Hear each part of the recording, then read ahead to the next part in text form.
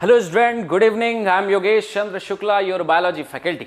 Start करते हैं आज का बहुत जबरदस्त पार्ट। उम्मीद है आप सभी लोग बहुत बढ़िया होंगे, स्वस्थ, सुरक्षित, अच्छे से होंगे जहां पर भी हैं। आज का टॉपिक बहुत मजेदार है। इसे पढ़ने से पहले अपने दिमाग में जितनी भी चीजें हैं उसे एक बार सोच लीजिए। आपका ये जो मेन पार्ट जो सामने आपका थंबनेल दिख रहा था उसमें वो सारी चीजें शो हो रही थी। ये कैसे काम करता है, ये सारी चीजें कैसे स्ट्रक्चर होती हैं। इट्स ऑल अबाउट मतलब फीमेल रिप्रोडक्टिव सिस्टम। एक फीमेल में कैसी ये संरचनाएं होती हैं, कौन कौन सा पार्ट होता है, अबाउट मेंस्ट्रुअल साइकिल के लिए कौन सा पार्ट जिम्मेदार है, कहां पर बच्चे डेवलप होते हैं, बच्चेदानी किसे कहा जाता है, ये सारे सवालों का जवाब आज हम आपको देने वाले हैं। ये सारी चीजें हमें पढ़नी इसलिए भी जरूरी है क्योंकि पता होना चाहिए भाई वो कौन सी जगह है जहां पर निषेचन होता है, कहां पर अंडाणु का निर्माण होता है, किस संरचनाओं को मिलकर एक मनुष्य की संरचना बनती है, 9 महीने तक बच्चा रहता कहां है। ये सारी बातें जो है आज हम बात करने वाले हैं। तो उम्मीद है आप तैयार होंगे और स्टार्ट कर देते हैं आज का बेहतरीन क्लास, फीमेल रिप्रोडक्टिव सिस्टम।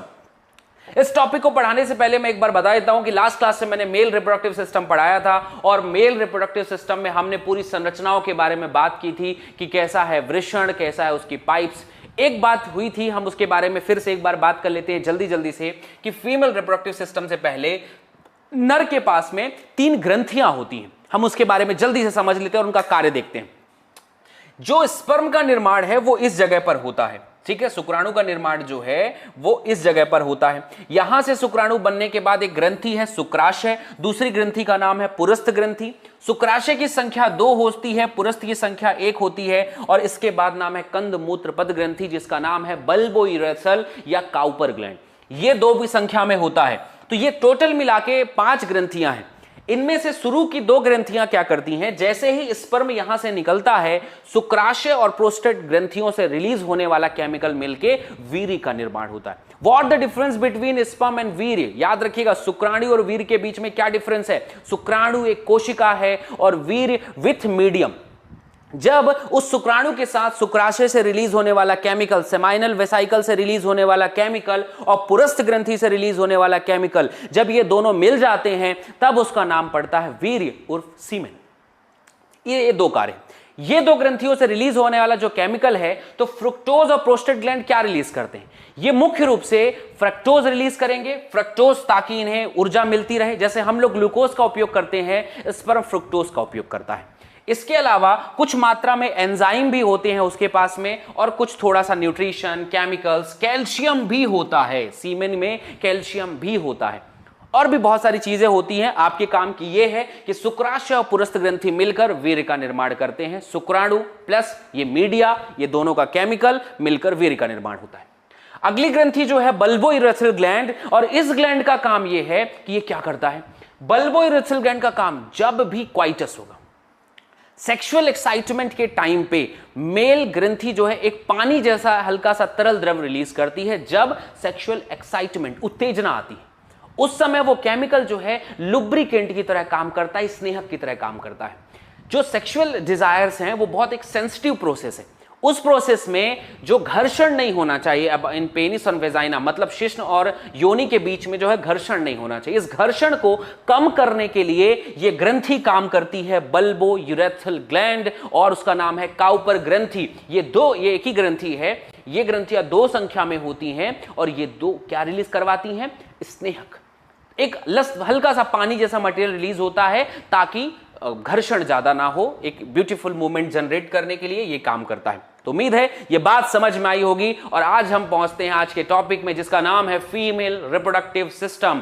तो जल्दी से जुड़ जाइए और जल्दी से देखिए, इस टॉपिक को आज पूरा समझ के जाना है। याद रखिएगा, ये एग्जाम के लिए तो उतना ही जरूरी है, उसके साथ ही साथ ये आपके नॉलेज के लिए भी जरूरी है। ये पता होना चाहिए क्योंकि ये वही अंग है जहां पर हम, आप, पूरी दुनिया के लोग, पूरी दुनिया के जंतु जो है 9 महीने के लिए या अलग अलग समय के लिए वहां पर रहते हैं। कैसे बनते हैं वो जीव, इसलिए हमें टॉपिक को पढ़ना बहुत जरूरी है। ध्यान दीजिएगा। सबसे पहला पार्ट हम इसके साइड व्यू को देखने की कोशिश करते हैं कि क्या क्या इनके पास में बाहर से पाया जाएगा। ये बाहर का ये जो हड्डी जैसा स्ट्रक्चर दिखाई दे रहा है इसे हम कहते हैं, ये वर्टिब्रल कॉलम है, पीछे की बोन्स है। ये जो स्ट्रक्चर दिखाई दे रहा है ये है मलाशय, जहां से मल निकलता है, ये है गुदाद्वार, इधर के द्वारा बाहर निकल जाता है। इसके बाद ये संरचना है, यही है गर्भाशय, जिसे हम कहते हैं यूटेरस। यही है यूटेरस, जहां पर गर्भ बनता है, जहां पर 9 महीने मनुष्य का बच्चा जीवित रहता है, जिंदा रहता है, यही वो जगह है। ध्यान से देखिए इस पार्ट को और समझने की कोशिश करिए कि यहां पर जो है आपका यहां पर प्रेजेंट रहेगा, गर्भाशय रहेगा। इसके अलावा नीचे वाला पार्ट मूत्राशय है। कई बार सवाल आते हैं दिमाग में कि ये जो गर्भाशय है वो कहां, किसके किसके बीच में उपस्थित है, तो ऊपर प्रेजेंट है मलाशय, रेक्टम, और यहां प्रेजेंट है मूत्राशय। ये मूत्र यहां पर स्टोरेज रहता है, ऊपर में रहता है मल स्टोरेज। उन दोनों के बीच में ये स्ट्रक्चर है जिसका नाम है गर्भाशय, मींस यूटेरस। इसके अलावा इस गर्भाशय से ये जो पाइप यहां तक निकली हुई है, इस भाग को हम कहते हैं ग्रीवा। क्या कहते हैं? ग्रीवा। ये ग्रीवा ही वो जगह है जहां पर सेक्सुअलिटी के समय पेनिस मतलब शिश्न एंटर करता है। ये बात ध्यान रखना, बहुत बड़ा सवाल है, बहुत लोगों को पता नहीं होता, याद रहना चाहिए। यहां पर 2 होल हैं, 2 पोर्शन है जहां पर ओपनिंग है, 2 ओपनिंग जिसे हम कहना चाहिए। पहली ओपनिंग जो मूत्राशय से निकली है, ये मूत्र मार्ग है, यहां से यूरिन निकलता है फीमेल्स में। ओके, ये पहली बात ध्यान पे रखेंगे। दूसरा, इसके जस्ट पीछे की तरफ में, नीचे की तरफ में कहना चाहिए, एक और ओपनिंग है जिसे योनि द्वार कहते हैं। ये योनि द्वार, ये जो इतनी लंबी पाइप यहां से यहां तक की दिखाई दे रही है, यही वो जगह है जहां पर इंटरकोर्सेस के टाइम पे, सेक्सुअल एक्टिविटीज के टाइम पे पेनिस एंटर करता है। तो ये यहां से लेकर यहां तक पेनिस जो है वो एंटर कर सकता है और इसमें घर्षण करता है। ठीक है, ये है सेक्सुअल एक्साइटमेंट के टाइम पे। तो 2 पोर्शन, 2 ओपनिंग है, ये बात ध्यान रखना। मेल्स में केवल 1 ओपनिंग होती है और फीमेल में ये 2 ओपनिंग होती है, एक मूत्र के लिए और एक योनि के लिए। ठीक है, इस जगह से कई बार मतलब रिलीज होता है, मेंस्ट्रुअल साइकिल भी यहीं से निकलता है। जो ब्लीडिंग होती है मेंस्ट्रुअल साइकिल के टाइम पे, ये यहीं से रिलीज होता है और यही वो पार्ट है। उम्मीद है आपको बहुत आसानी से ये बात समझ में आ रही होगी, एकदम क्लियर। अगले पार्ट में पहुंचते हैं। इसके अलावा हम आगे की तरफ में देखेंगे तो ये पार्ट साइड व्यू से देखने पे समझ में नहीं आएगा, हम अलग डायग्राम से समझने की कोशिश करते हैं। एक फीमेल रिप्रोडक्टिव स्ट्रक्चर में हमें कौन कौन सी बातों पे गौर करना है। एक फीमेल रिप्रोडक्टिव स्ट्रक्चर में हमें सबसे पहला पता होना चाहिए कि कुछ ओवरी है, अंडाशय है। इसके अलावा फिर वही बात, कुछ एसेसरी डक्ट है। ये पार्ट हमारा हो गया अंडाशय, ये भाग हो गया हमारा सहायक वाहिनी जिसे हम कहते हैं, उससे जुड़ी हुई ग्रंथियां, वाहिनी, और एक्सटर्नल जेनाइटाइला मतलब बाह्य जननांग। हम इनके बारे में भी समझेंगे, हर किसी के स्पेशल कार्य के बारे में समझेंगे, ध्यान से देखते बस रहिए। तो ये सब चीज हमें समझ में आएगा। ये पार्ट को हम इस डायग्राम में समझने की कोशिश करते हैं। सबसे पहला हमारे पास में है अंडाशय। 2 अंडाशय होते हैं, एक लेफ्ट और एक राइट। अंडाशय इस तरह से यहां पे ऊपर में एक पाइप से जुड़ा हुआ रहता है, ये अंडाशय का पूरा जुड़ा हुआ भाग है, इसे हम कहते हैं लिगामेंट।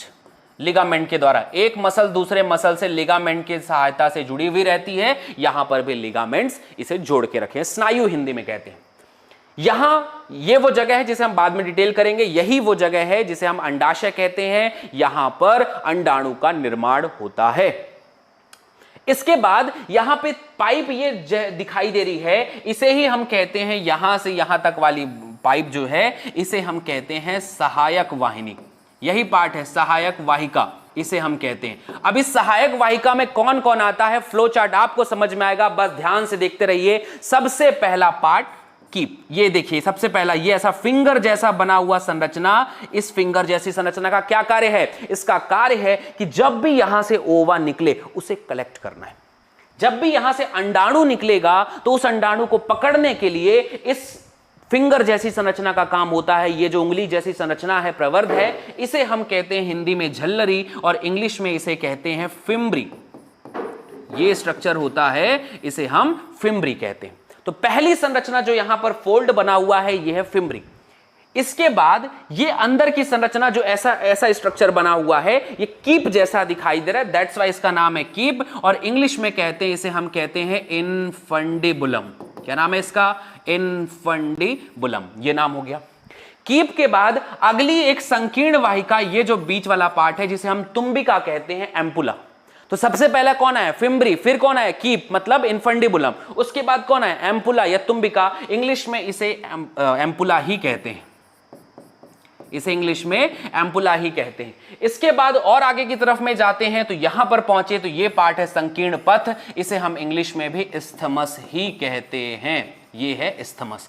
ये 5 चीजें एक साथ मिलाकर अंडवाहिनी कहलाती हैं। क्योंकि ये अंडाणु जब यहां से निकलता है तो ये इसी रास्ते से होकर यहां तक पहुंचने की कोशिश करता है।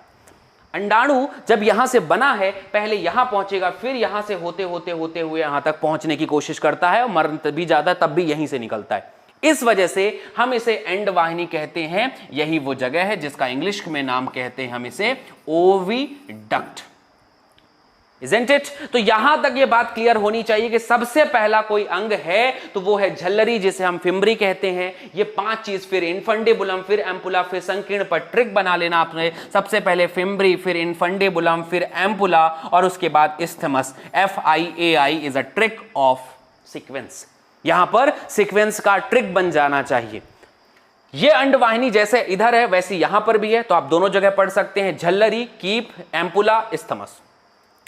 एम्पुला इस्थमस को बहुत ध्यान से पढ़िएगा क्योंकि ये वो जगह है जहां पर निषेचन होता है। जब स्पर्म यहां से अंडाणु होते हुए, याद रखिएगा, यहां तक पहुंचने की कोशिश करता है, एम्पुला और इस्थमस जो जगह है यही वो जगह है, इनके जंक्शन के पास में ही निषेचन होता है।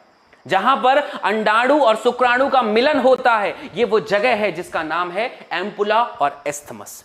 ये बात ध्यान पे रखेंगे, ये वही जगह है जहां पर निषेचन होता है। ओके, अगले पार्ट में पढ़ते हैं। अगला पार्ट और क्या पढ़ने की चीज है भाई? तो हमने पढ़ा कि हमें एक अंडाशय के बारे में पता होना चाहिए, उसके बाद अंडवाहिनी के बारे में पता होना चाहिए। ये अंडवाहिनी जाकर खुलती है एक गुहा नामक संरचना में, जिसे हम कहते हैं गर्भाशय। हम क्या कहते हैं इसे? गर्भाशय।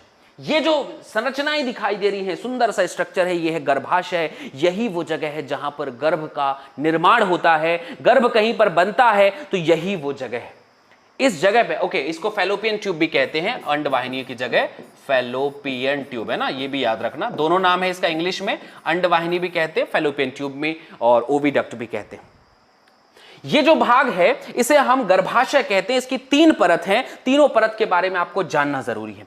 सबसे बाहर की तरफ में जो परत है उसे हम परिगर्भाशय कहते हैं। इंग्लिश में इसको अपन कहते हैं पेरीमेट्रियम। पेरीमेट्रियम, हर किसी के आगे मेट्रियम लगा देना है बस। बीच वाली परत जो ये दिखाई दे रहा है इसे हम कहते हैं गर्भाशय पेशी स्तर, इसे हम कहते हैं मायोमेट्रियम। मायो का मतलब होता है हमेशा मसल, पेशियां। पेशियां जहां पर पाई जाती हैं वो बीच वाला भाग है, और इस वजह से इसको अपन गर्भाशय पेशी स्तर या मायोमेट्रियम कहते हैं। और मायोमेट्रियम का कार्य है कि जब भी बच्चा बन रहा होता है, कब काम आता है? ये काम तब आएगा जब यहां पर बच्चा बन चुका होता है, बच्चे को बाहर निकालना है। उस समय कॉन्ट्रैक्शन, रिलैक्सेशन, फैलना सिकुड़ना लगातार चलता है, जिसकी वजह से बच्चा बाहर आ पाता है, वो किसी की मदद से होता है। तो ये मायोमेट्रियम है जिसे हम गर्भाशय पेशी स्तर कहते हैं। सबसे अंदर की और सबसे जरूरी परत होती है गर्भाशय का अंतः स्तर, और इस परत को हम कहते हैं, याद रखना, इसका नाम है एंडोमेट्रियम। इस परत को बिल्कुल भूलने का बात नहीं है, क्योंकि ये दो तो कभी कभी कार्य करती हैं। एंडोमेट्रियम हर महीने बनती है, हर महीने टूट जाती है। ये हर महीने अपना बनने का फिर टूटने का कार्यक्रम करती है। इस वजह से ये एंडोमेट्रियम ही मेंस्ट्रुअल साइकिल के लिए जिम्मेदार है। ठीक है, मेंस्ट्रुअल साइकिल में जो ब्लीड रिलीज होता है, जो मैकेनिकल रक्त का स्राव बाहर होता है, वो अगर कोई चीज है तो ये वो परत है जो अभी दिख रही है, लेकिन हर महीने के किसी समय पे एक पूरा चक्र होता है, हम उसके बारे में बात करेंगे। ये चक्र के बाद ये टूट जाता है, बिखर जाता है, फिर नया बनता है, हर महीने फिर टूट जाता है। तो इसलिए आपके दिमाग का एक इंपॉर्टेंट सवाल ये कि ये जो ब्लीड रिलीज होता है वो है क्या?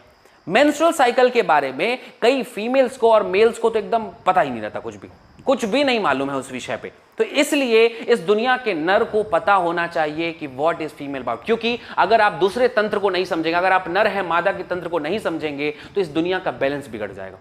आपको पता है कि दुनिया में बहुत सारे ऐसे लोग हैं, मैं कई बार पढ़ाते हुए बच्चों से पूछता हूं कि आपको पता है कि मेंस्ट्रुअल साइकिल के किस टाइम पे प्रेगनेंसी के चांसेस ज्यादा रहते हैं? मैक्सिमम बच्चे कहते हैं नो। और आप लोग भी मुझे बताइए, क्या आप लोगों को यह आंसर पता है, हाँ या ना? अगर नहीं है तो जानना जरूरी है, जानना जरूरी है, क्योंकि जिस उम्र में अभी आप हैं, पिछली पीढ़ी में होते तो अभी आपकी शादी हो चुकी होती। ठीक है, तो इसलिए इस दुनिया की मैक्सिमम पॉपुलेशन को यह पता होना चाहिए कि कौन सा पीरियड जो प्रेगनेंसी के लिए जिम्मेदार होता है। ठीक है, पूरे महीने में ऐसा कौन सा दिन होता है जिस समय ज्यादा प्रेगनेंसी के चांसेस होते हैं, तो ये आपको पता होना चाहिए। इसलिए इन संरचनाओं को पढ़ना बहुत जरूरी है, इनके कार्यक्रम को पढ़ना बहुत जरूरी है, ना सिर्फ एग्जाम के लिए बल्कि आपके नॉलेज के लिए, क्योंकि आप इस दुनिया में हैं और बच्चे पैदा कर रहे हैं, ऐसा है तो आपको पता होना चाहिए, क्योंकि आप उस देश में रहते हैं जहां की आबादी 130 करोड़ है और इस 30 करोड़ की आबादी में आपका भी योगदान है। तो इतनी ज्यादा आबादी को बराबर रखने की भी जरूरत है, मेंटेन करने की जरूरत है, तो आपको इसका सही नॉलेज होना चाहिए। क्योंकि बहुत सारे लोगों को मैं ऐसे भी जानता हूं जिन्हें पता ही नहीं होता और इनके 3-4 बच्चे हो गए। ठीक है, जिन्हें मालूम ही नहीं है कि क्या प्रोसेस चल रहा है, और जब तक पता चलेगा तब तक 3-4 बच्चे हो गए। तो ये चीज नहीं होनी चाहिए मेरे दोस्त। ठीक है, इसलिए आपको पता होना चाहिए। एंडोमेट्रियम वो जगह है जो हर महीने बनती है और हर महीने बिखरती है, ये एंडोमेट्रियम है। कहानी खत्म। उम्मीद है बहुत आसानी से आपको बात ये समझ में आई होगी। अब हम एक एक करके हर किसी के बारे में जानने की कोशिश करते हैं कि वो कैसे काम करता है। ठीक है, कैसे काम करते, किसी ने कहा 12 to 14 वगैरह वगैरह, जिन्हें मालूम है 7 से 14, ठीक है, अच्छी बात है, हम उसके बारे में बात करेंगे। ठीक है, अपना सवाल अपने दिमाग में रखना, ये सवाल याद रखना, जब तक मैं मेंस्ट्रुअल साइकिल पढ़ाऊंगा तब तक ये आंसर आपको मिल जाना चाहिए। ठीक है, तब तक ये पार्ट आपको पता होना चाहिए। अब हम आते हैं भाई यहां पर ओवरी के बारे में। ओवरी के बारे में 2 बातें याद रखनी है कि ये ओवरी जो है ऐसा लटका हुआ नहीं रहता, ये ओवरी पीछे की तरफ में ये ओविडक्ट से यहां पर स्नायु, जिसे हम लिगामेंट्स कहते हैं, उसके द्वारा ये जुड़ा हुआ रहता है। लिगामेंट्स के द्वारा जुड़ा हुआ है, बस ये मेन पार्ट है, ये मेन चीज हो गई। अगर हम किसी ओवरी को देखें तो अभी इसको पूरा नहीं समझना है कि इसके अंदर ये क्या दिख रहा है गोल गोल, हम इसको समझ पाएंगे बाद में। ओवरी के अंदर आपको दिखाई देगा अंडाशय के अंदर की कुछ रेड रेड पार्टिकल्स हैं, जिसे हम धमनी कहते हैं, ब्लू पार्टिकल हैं जिसे हम शिरा कहते हैं, ये दिखाई दे रहा है। बाहर वाली परत जो है इसे हम कहते हैं एपिथेलियल, एपिथेलियल उपकला, मतलब बाह्य उपकला जिसे हम कहते हैं। इसके बाहर वाला भाग ये जो दिखाई दे रहा है, ये बाहर का भाग है, इस वजह से हम इसे कहते हैं कॉर्टेक्स। क्या कहते हैं? कॉर्टेक्स कहते हैं। हिंदी में इसका नाम होता है वल्कूट। अंदर वाला जो खोखला भाग दिखाई दे रहा है इसे हम कहते हैं, यहां पर ये कॉर्टेक्स है तो इसे हम कहेंगे यहां पर मेडुला, इसका नाम होगा मेडुला। वो अगर कॉर्टेक्स है तो ये है मेडुला, और अगर मेडुला वाला भाग 2 अलग अलग कार्यक्रम है इनका। ये मुख्य रूप से ओवरी इतना ही है। बाकी ये जो ऊपर में बाकी नाम लिखे हुए हैं, जब इनका कार्य बताऊंगा कि ये कैसे कार्य करता है, oogenesis कैसे होता है, तब मैं इसे डिटेल करूंगा। तो तब तक आप इसके लिए इंतजार करेंगे। तो ये हो गया एक अंडाशय का एक सूक्ष्म डायग्राम कि हाँ भाई इस एक अंडाशय में इतनी चीजें हो सकती हैं, ये ऐसे कार्य करता है। ठीक है, ध्यान पे रखिएगा कि इस तरीके से ये कार्य करता है। ओके, आगे बात करते हैं इसके बारे में। अंडाशय के अगला वाला भाग क्या हो सकता है? तो इसमें पूछने जाने वाली बात यह कि बाहर वाला भाग जो है वो ऐसा ऐसा कार्य करता है, इसके पास कॉर्टेक्स, ये एम्पुला, इतनी चीजें होती। अगले पार्ट में जो हमें समझना है ये इसकी 3 परतें कि कौन कौन सी एसेसरी डक्ट है, कौन कौन सी इनके पास में वाहिनियां हैं और उनका क्या क्या कार्य है।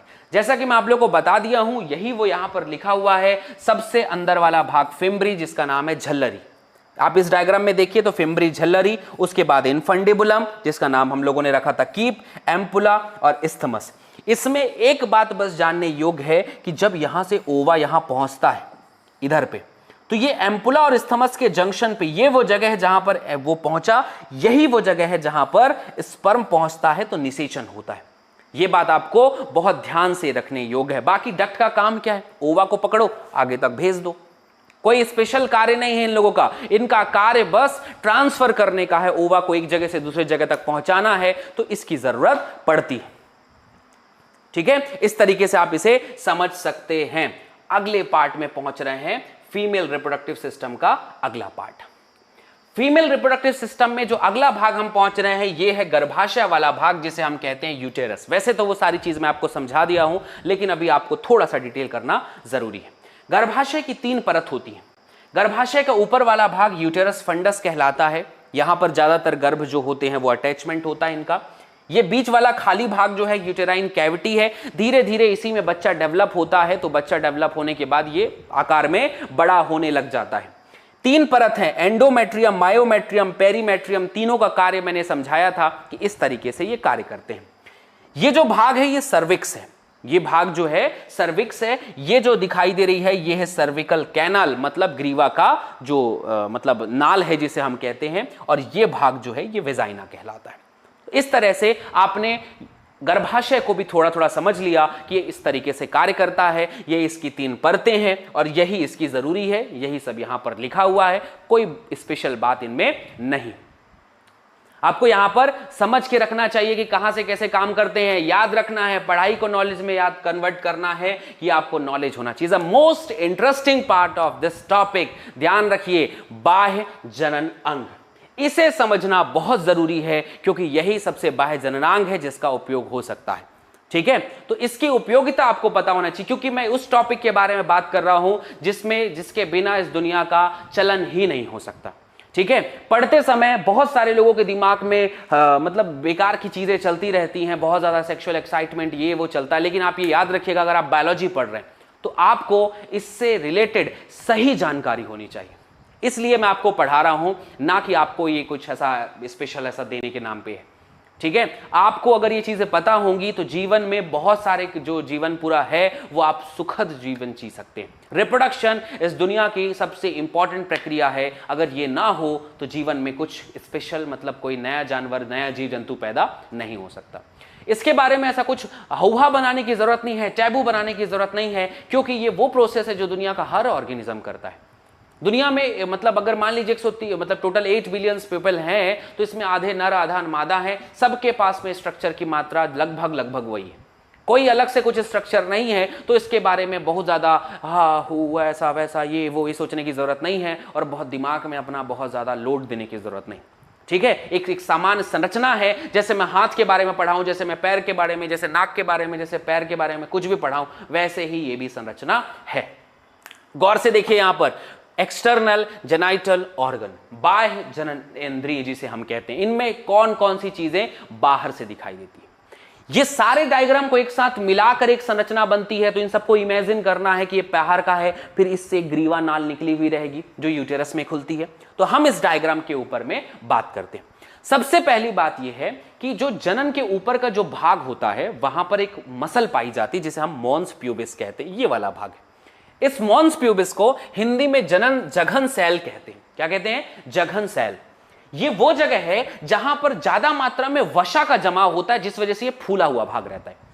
वसा का जमाव होता है, फूला हुआ भाग जगह, यही वो भाग है जहां पर हेयर्स पाए जाते हैं। प्यूबिस हेयर्स जो होते हैं वो यहीं पर प्रेजेंट होंगे। तो ये कार्य हो गया मोन्स प्यूबिस का। मोन्स प्यूबिस के नीचे की तरफ ये बाहर पूरा फैला हुआ भाग, ये जितना भी भाग है, ये ऊपर से लेकर ये यहां तक का पूरा भाग, ये पूरा का पूरा मोन्स प्यूबिस ही कहलाता है। ये सब मोन्स प्यूबिस है, जिसे हम क्या कहते हैं? मोन्स प्यूबिस को जघन सैल कहते हैं। यहां पर उतक अच्छे से भरे हुए रहते हैं यहां पर, और यही वो जगह है जहां पर वसा उपस्थित होती है। ध्यान रखिएगा, इसके ऊपर सवाल आ सकता है। इसके बाद क्या है? अब जब ये मतलब देखेंगे तो ये कपाट जैसे बनी हुई संरचना थी, एक परत, फिर 2 परत, फिर 3 परत, ऐसा खुलता है, तब जाके अंदर ये चीज संरचनाएं दिखाई देती हैं। तो सबसे बाहर वाली परत एक ऐसा फ्लैप लाइक बना हुआ रहेगा जिसे ढका हुआ संरचना है। उस ढकी हुई संरचना को हम कहते हैं पहला पार्ट लैबिया मेजोरा। सबसे पहली ढकी हुई परत जो ढक देती है, यहां पर ये ओपन दिखाई दे रहा है, बट यहां पर जनरली ये क्लोज रहती है। सबसे बाहर की परत है लैबिया मेजोरा। मोन्स प्यूबिस जहां पर खत्म होता है, जैसे मान लो ये हाथ है, ये हाथ जहां पर ऐसे खत्म हुआ, ये खत्म हुआ भाग जो है एक कवर ढक्कन ऐसा बना लिया, एक परत बना लिया, फ्लैप बना लिया, उस फ्लैप को ही हम लैबिया मेजोरा कहते हैं। हिंदी में इसे कहते हैं वृहद भगोष्ठ। वृहद भगोष्ठ कहते हैं। ये उतक से बना हुआ रहता है, बाहर की तरफ ऐसा फोल्ड बना हुआ है, ऐसा चिपक गया। ओके, इसके जस्ट बाद तो सबसे बाहर की परत का नाम है लैबिया मेजोरा। सबसे बाहर की परत का नाम है लैबिया मेजोरा।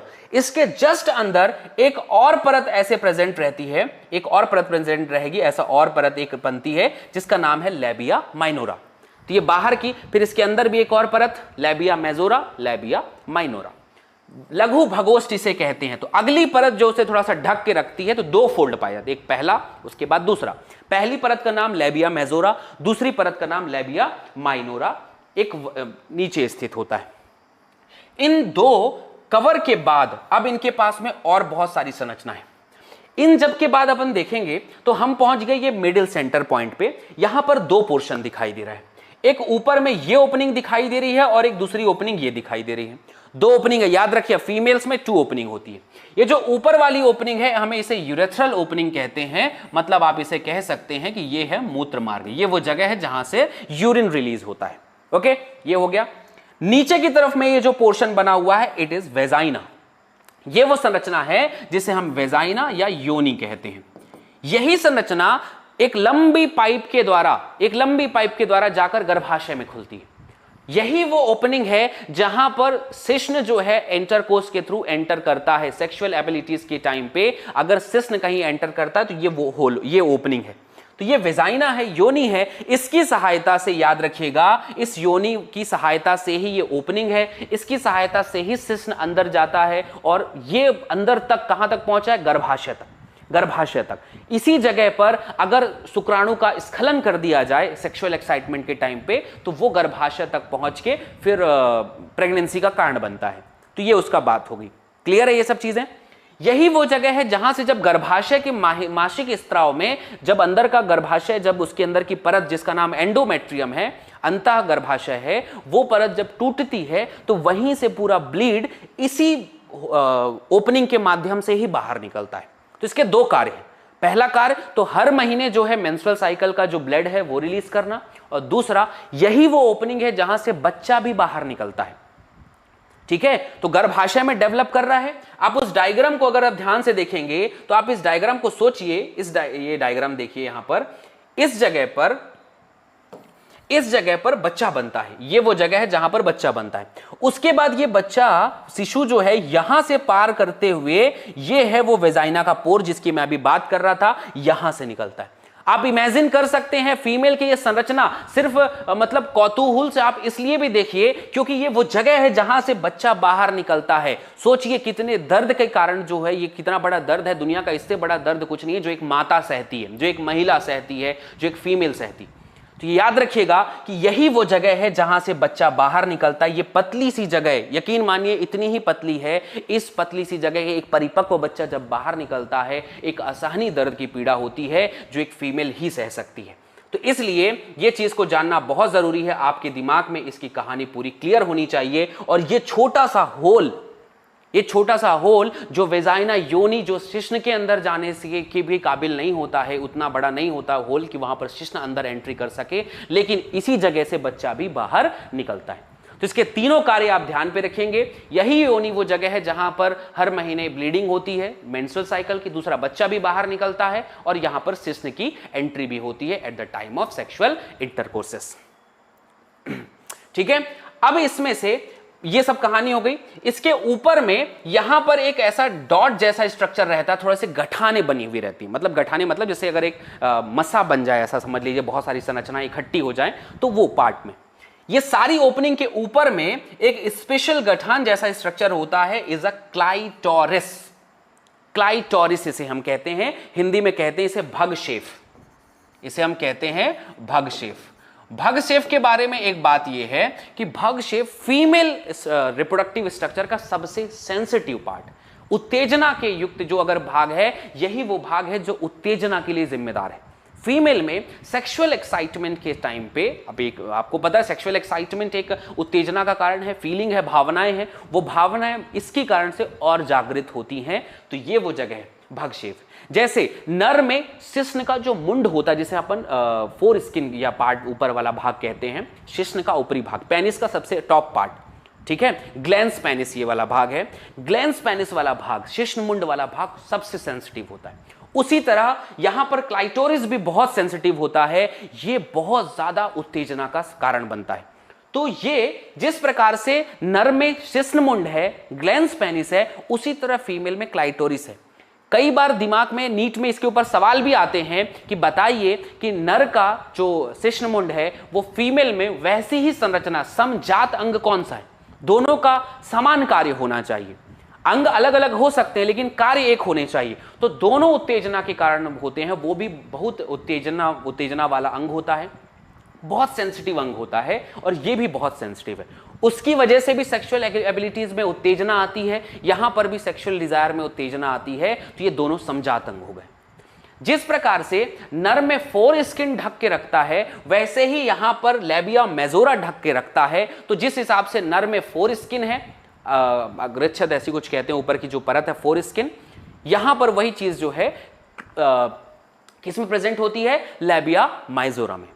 तो लेबिया मेजोरा और जो फोर स्किन है, ये दोनों एक दूसरे के समजात हैं। ये दोनों एक दूसरे के समजात है, दोनों का कार्य लगभग समान है। ओके, तो इस तरीके से आप इस चीज को बहुत आसानी से समझ सकते हैं। उम्मीद है ये पूरा पार्ट आपको समझ में आया होगा कि ये क्या कार्यक्रम है इन सब चीजों का, और ये पता होना चाहिए। बहुत सारे मेल को तो ठीक है, बहुत सारे फीमेल्स को भी इनके कार्य और इनकी उपयोगिता नहीं पता होती, इसलिए ये चीज जो है आपको पता होना चाहिए कि ये कैसे कार्य करता है, कौन कौन सा पार्ट का क्या काम है। क्लाइटोरिस सेंसिटिव है, 2 ओपनिंग्स है, नीचे की तरफ में वेजाइना और ऊपर की तरफ में जो है वो क्या रहेगा? मूत्र मार्ग, यूरेथ्रल ओपनिंग जिसे हम कहते हैं। तो इस तरीके से हमने जो एक मोस्ट सेंसिटिव पार्ट जो था फीमेल, उसे हम लोग, फीमेल का रिप्रोडक्टिव स्ट्रक्चर, उसे हम लोगों ने पढ़ लिया। उम्मीद है यह आपके दिमाग में बहुत आसानी से क्लियर होगा। अगले पार्ट में पहुंच रहे हैं हम। अगला एक और सबसे अधिक आकर्षण का केंद्र जो नर के लिए, एक विपरीत लिंग के लिए होता है, उसका नाम है मेमरी ग्लैंड। इसके भी 2 कार्यक्रम हैं, 2 हैं। एक बच्चे को मिल्क फीड कराने के लिए इसका मुख्य कार्य है, जो हर माता, हर बहन दुनिया में जितने भी हैं सभी के पास उपस्थित है। दूसरी चीज ये है कि ये मतलब विपरीत लिंग के आकर्षण का भी केंद्र होता है, जिसे हम मेमरी ग्लैंड कहते हैं। बट ये क्या है, क्या प्रेजेंट रहता है, ये कैसे मिल्क बनाता है, मिल्क कैसे रिलीज होता है, और एक्चुअली ये बनता कैसे है, ये सारे सवालों का जवाब आज इस डायग्राम से आपको मिलेगा। बहुत ध्यान से पढ़िएगा, आपको ये चीज समझ में आनी चाहिए। फीमेल रिप्रोडक्टिव स्ट्रक्चर का अगला पार्ट मेमरी ग्लैंड, जिसे हम कहते हैं स्तन ग्रंथि। ये स्तन ग्रंथि का कार्य क्या है, ये कैसे कार्य करता है, उनके पास में क्या क्या होता है। अगर हम इस डायग्राम को सामान्य तौर पर देखें तो मेमरी ग्लैंड हमेशा ये जो रिब्स वाला भाग होता है इसके ऊपर में प्रेजेंट होता है, चेस्ट का भाग है। चेस्ट में हमेशा आपको पता है कि ये वाला भाग जहां पर पसलियां होती हैं, क्या होती हैं? पसलियां। ये पसलियां बनी हुई हैं। इन पसलियों के ऊपर वाले भाग में यहां पर आपको पता होना चाहिए हल्का हल्का कि कुछ मसल होती हैं। मसल मतलब पेशियां। इन पेशियों का बहुत इंपॉर्टेंट रोल है, इन्हें हम कहते हैं पेक्टोरल पेशी। सबसे इंपॉर्टेंट क्वेश्चन आएगा, फीमेल के जो मेमरी ग्लैंड है उसमें जो स्तन ग्रंथि है उसके रिब्स के ऊपर में जो पेशी है उसका नाम क्या है? पेक्टोरल पेशी। ये पेक्टोरल पेशी ही आगे जाके स्तन बनाने के लिए बहुत इंपॉर्टेंट रोल प्ले करता है। ये बाहर की स्किन है, ये स्किन है जो सबके पास में रहती है, हमारे पास में भी है, फीमेल में भी रहता है, जिसे एपिडर्मिस कहते हैं। बट इस एपिडर्मिस नर में क्या होता है, ये ऊपर का भाग एपिडर्मिस है और ये वाला भाग ये पूरा चिपका हुआ रहता है, कोई स्पेशल चीज स्ट्रक्चर बीच में नहीं रहता। बट फीमेल का ये जो बीच की संरचना है ये फीमेल में अलग रहती है। ये जो बीच की संरचना अगर आप समझ गए तो पूरी कहानी एकदम क्लियर हो जाएगी। सबसे पहला पार्ट, धीरे धीरे जब फीमेल 12-13 साल में पहुंचती हैं तो उस समय उनके शरीर में यौवनारंभ शुरू होता है। तो धीरे धीरे चेस्ट के, छाती के उस भाग में यहां पर वसा का जमाव होने लग जाता है। किसका जमाव होता है? वसा का। तो ये जो स्ट्रक्चर आपको दिखाई दे रहा है, ये पिंक पिंक स्ट्रक्चर, ये वसा है। वसा के जमाव की वजह से, जैसे आपको पता है अब ये भाग है, मान ले वसा का जमाव हो रहा है, यहां पे चौड़ा, मैं थोड़ा बहुत मोटा हूं, थोड़ा बहुत मेरे शरीर में भी है, आपके शरीर में भी होगा। जिस भाग में मोटापा आपको दिखाई देने लग जाए वहां वसा का जमाव होता है। बट फीमेल में ये जमाव 2 जगह पर खासकर होता है। एक जांघों पर ये भाग होता है, पेल्विस वाला भाग, नीचे वाला भाग जो बहुत फैला हुआ होता है, और दूसरा चेस्ट पे वसा का जमाव होने लग जाता है, फैट स्टोरेज होने लग गया। फैट स्टोरेज होने के कारण यहां पर क्या होता है, यही फैट आगे चलकर इसे वृद्धि करने में सहायक होता है, मतलब इसकी वजह से इसका ग्रोथ होता है। और धीरे धीरे फीमेल जैसे जैसे जैसे उनका उम्र बढ़ता जाता है, इसकी आकृति भी लगातार बढ़ती जाती है और इस आकृति में वृद्धि होती है। इसकी परिपूर्ण वृद्धि जो है जब बच्चे मतलब जो फीमेल है वो गर्भावस्था में होती हैं, जब वो बच्चे को जन्म दे रहे होते हैं, तब इनका आकार सबसे बड़ी आकृति में होता है। तो ये बात ध्यान पे रखना कि ये आकृति धीरे धीरे गर्भावस्था के यौवनारंभ के बाद, प्यूबर्टी के बाद स्टार्ट हुआ, बट जब जब वो प्रेगनेंसी में पहुंचेंगी तब इसकी आकृति सबसे बड़ी रहेगी। अब इसमें कौन कौन सी संरचनाएं मुख्य रूप से हैं? सबसे पहली बात है, अब इसको समझने से पहले एक डायग्राम समझ लो। इनके पास में कुछ ऐसी खोखली कुछ कोशिकाएं हैं जिसे ये लोग कहते हैं मेमरी कुपिका, कुपिका कहते हैं इसको। तो ये एक हो गया, एक का नाम है कुपिका, एक कोशिका का नाम कुपिका है। यही एक कोशिका जिसका नाम एल्व्यूलाई है मिल्क बनाती है। अब कैसे बनाती है उसे समझो। इनके पास होता है फैट, और फैट जो है जब गर्भावस्था के बाद मिल्क बनाती है तो उसकी वजह से कुछ हार्मोन, ऑक्सीटोसिन, मैं आगे डिटेल करूंगा इसे कि कब, जब इसका मैं रिलीज की बात करूंगा ना, लैक्टेशन सबसे आखिरी पॉइंट होगा, मैं उसके बारे में समझाऊंगा कि ये कैसे बनाता है। अभी सिर्फ इतना याद रखना, ये कोशिका है जिसका नाम है कुपिका, और कुपिका को इंग्लिश में कहते हैं एल्वियोलाई, और ये एल्वियोलाई ही मिल्क बनाने के लिए जिम्मेदार है। आपसे कोई क्वेश्चन पूछे कि स्तन में कौन सी कोशिका मिल्क बनाती है, मतलब क्या मिल्क, क्या कहते हैं, दूध बनाती है, उस कोशिका का नाम है कुपिका। ये कुपिकाओं का गुच्छा होता है और उस गुच्छे को हम कहते हैं पालिका। ठीक है, स्तन पालिका कहते हैं। तो ये पूरी एक साथ मिलके स्तन पालिका बन जाती है। हर पालिका से इनके पास में यहां पर हल्का हल्का हल्का ऐसी बहुत सारी, हर पालिका से एक एक डक्ट निकलती है, इससे भी, इससे भी, इससे भी, हर किसी से ऐसी पाइप निकली हुई रहती है और पाइप एक जगह पर जाकर मिलती है। अब ये जो पाइप है आगे जाकर मिलती है, इसे हम कहते हैं स्तन की नलिका, जिसका नाम है एम्पुला। ये स्तन नलिका है, इसका नाम है एम्पुला। पहले डायग्राम समझ लो, फिर इस डायग्राम में भी समझ में आ जाएगा। एम्पुला आगे जाकर और पतली पाइप में खुलता है जिसे तुम्बिका कहते हैं। ठीक है, ये तुम्बिका वाला भाग है। ये और आगे जाके हल्की हल्की पाइप है जिसका नाम है दुग्ध वाहिनी, जिसका नाम है lactiferous duct. Lactiferous duct, lactiferous duct सबसे आखिरी पॉइंट पे खुलती है जिसे हम कहते हैं निप्पल्स। निप्पल्स इसका नाम है, इसे इंग्लिश में स्तनाग्र कहते हैं। स्तनाग्र के बारे में बातें ये होती हैं कि यह भी फीमेल का बहुत सेंसिटिव पार्ट है। स्तनाग्र जिसे निप्पल कहते हैं, फीमेल का बहुत सेंसिटिव पार्ट है। ये भी सेक्सुअल एक्साइटमेंट के टाइम पे बहुत कड़ा हो जाता है, इसका आकार भी बड़ा होता है। ये सामान्य आकार में नहीं रहता, अगर ये सेक्सुअल एक्साइटमेंट रहेगा तो इसकी आकृति जो है बढ़ जाती है। स्तन के ऊपर वाला भाग जिसे अपन चुचुक या स्तनाग्र या निप्पल्स भी कहते हैं, इसकी आकृति भी बढ़ जाती है। ये इसी के आधार पर मिल्क भी बाहर निकलता है, इसी को जो बच्चा है सक करता है, खींचता है अपनी तरफ में, तो मिल्क भी बाहर निकलता है। एक निप्पल्स के आसपास का इलाका थोड़ा सा डार्क इलाका होता है, उस इलाके को एरोला कहते हैं। क्या कहते हैं? एरोला। तो ये भी याद रखिएगा, निप्पल्स बीच में है, उसके आसपास का इलाका थोड़ा सा डार्क पिगमेंटेड रहता है, उस पार्ट को कहते हैं एरोला। ये मुख्य संरचनाएं हैं, इसकी समझ में आपको आनी चाहिए। तो बस यही मेन बातें हैं, इसके आधार पर आपको डायग्राम समझ में आएगा। उससे और क्लियर करने के लिए मैंने ये डायग्राम बनाया है कि ये सबसे बाहर पीछे वाली मसल का नाम है पेक्टोरल मसल, आप उसे समझना। पेक्टोरल मसल को बाह्य जगह से ऐसे जोड़ के रखने के लिए इनके बीच बीच में ये जो व्हाइट मटेरियल ये दिखाई दे रहा है, इसे हम कहते हैं लिगामेंट। जुड़ा हुआ रहना चाहिए, नहीं तो ये कट के बाहर निकल जाएगा। तो ये लिगामेंट्स उसे जोड़ के रखते हैं, ये लिगामेंट्स ही उसे जोड़ के रखते हैं, तो उसके मतलब टाइट भाग हमारे शरीर से जुड़ा हुआ रहे, ताकि अगर ये ऐसा नहीं रहेगा तो शरीर से बाहर भागने लग जाएगा, या ऐसा मतलब जो एक्चुअल शेप है वैसा नहीं रहेगा। तो एक्चुअल शेप में रहने के लिए लिगामेंट्स का होना बहुत जरूरी है। उम्र के साथ साथ इसकी आकृति में बदलाव होता है और ये टाइट से धीरे धीरे लूज होने लग जाता है, उसका कारण है ये लिगामेंट्स। ठीक है, ये लिगामेंट्स ही धीरे धीरे कमजोर पड़ने लग जाते हैं, इस वजह से स्तन का सही आकार जो शरीर से जुड़ा हुआ रहता है उसकी जगह इसकी आकृति थोड़ी सी झुर्रियों वाली और नीचे लटकी हुई जैसी आकृति यहां पर दिखाई देती है। ये लिगामेंट्स के कारण होता है, ये बात ध्यान पे रखना। लिगामेंट्स ही है जो उन्हें जोड़ के रखता है। अब क्या चीज है जहां पर मिल्का बनता है, ये हर एक गुब्बारा छोटा छोटा जो दिखाई दे रहा है इसे हम कुपिका कहते हैं। इसे हम क्या कहते हैं? कुपिका। यही है वो कोशिका जिसका नाम है एल्व्यूलाई।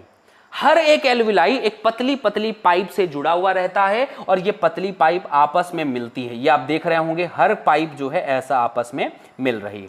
हर पाइप जो आपस में मिलती है तो उसे हम कहते हैं मेमरी ट्यूब्यूल्स। क्या कहते हैं? Memory tubules. मेमरी ट्यूब्यूल्स को इंग्लिश में, हिंदी में कहते हैं स्तन नलिका। इसका नाम क्या है? स्तन नलिका। इसका नाम है स्तन नलिका। ओके, ये स्तन नलिका आगे होते हुए यहां पर मेमरी डक्ट बनाती है। मेमरी डक्ट इसे हम कहेंगे, इसे वाहिका कहेंगे हम, इसे स्तन वाहिका। तो अगली जगह जो है स्तन वाहिका बनती है, मेमरी डक्ट। तो इसलिए हम इसे मेमरी डक्ट कहते हैं। ये आगे जाकर ये मेमरी डक्ट में पहुंचा। इसके अलावा ये जो स्ट्रक्चर है थोड़ा सा फूला हुआ दिखाई दे रहा है, इसे हम एम्पुला कहते हैं। और उसके बाद लैक्टिफेरस डक्ट से होता हुआ बाहर की तरफ में निकल जाता है, और जिससे निकलेगा उसका नाम है निप्पल्स।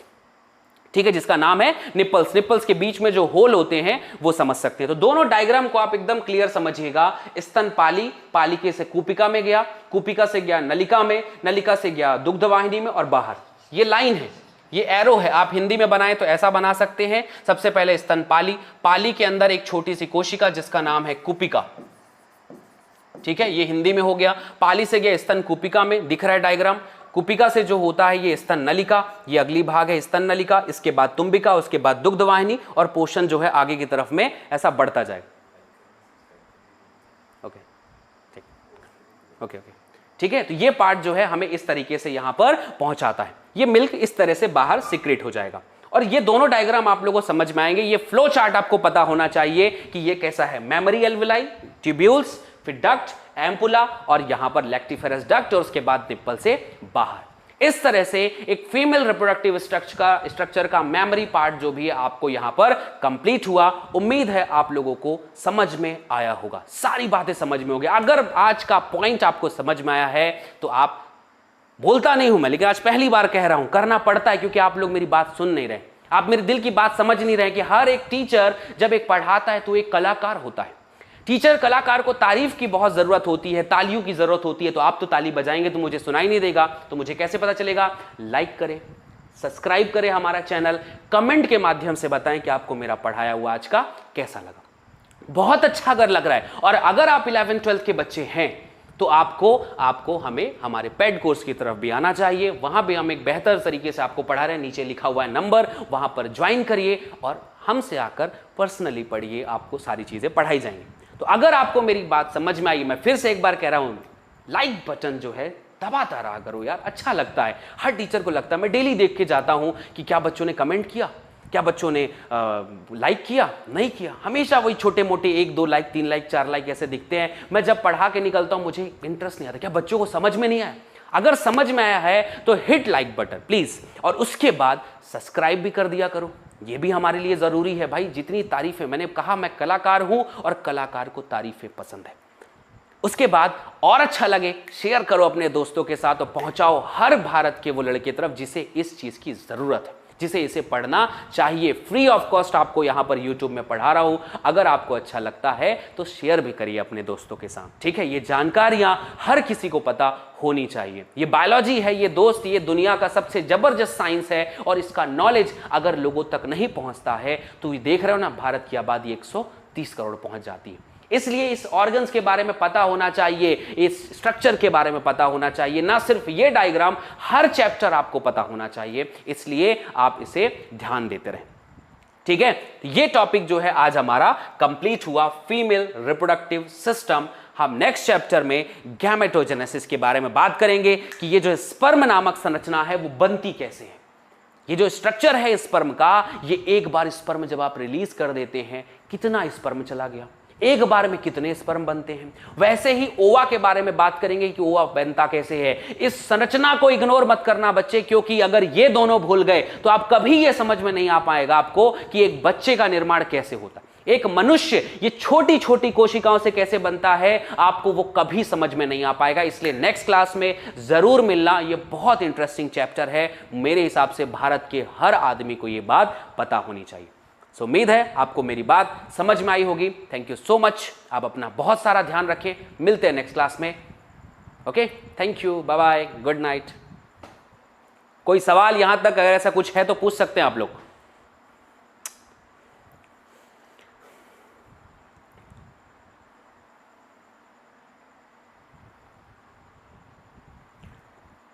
कोरोना वायरस काम कैसे करता है, विक्रम हैप क्लासेस पे कोरोना की एक वीडियो है, आप उसे देखिए और उसको भी लाइक करिए, उसको भी सब्सक्राइब करिए। उस पर भी मैंने इतना अच्छा वीडियो बनाया था, दोबारा वीडियो बनाने का मन नहीं किया, आप लोगों ने उसे देखा तक नहीं। बताइए, उसमें 15,000 से ऊपर व्यू ही नहीं बढ़ रहा। आप लोग उसे शेयर करो, देखो, पढ़ो, समझो, उसे देखो। कोरोना के ऊपर वीडियो है, उसे भी पढ़ सकते हैं। ठीक है,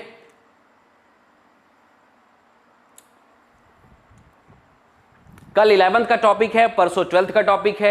11th वाले बच्चों को, और आप इतना तो कर सकते हो यार अपने गुरुजी के लिए, जिन्हें 11th की जरूरत है उन्हें 11th तक पहुंचा दो, 12th की जरूरत है 12th तक पहुंचा दो। मतलब लगना चाहिए कि भीड़ बढ़ रही है बच्चों की, यहां पर मजा आ रहा है पढ़ाने में। मुझे तभी अच्छा लगेगा जब लगेगा कि रिस्पॉन्स मिलता है बच्चों का। अगर रिस्पॉन्स नहीं मिला तो फिर मैं कलाकार हूं, मतलब दुखी हो जाता हूं मैं यहां पर कि बच्चे मुझे देख तक नहीं रहे।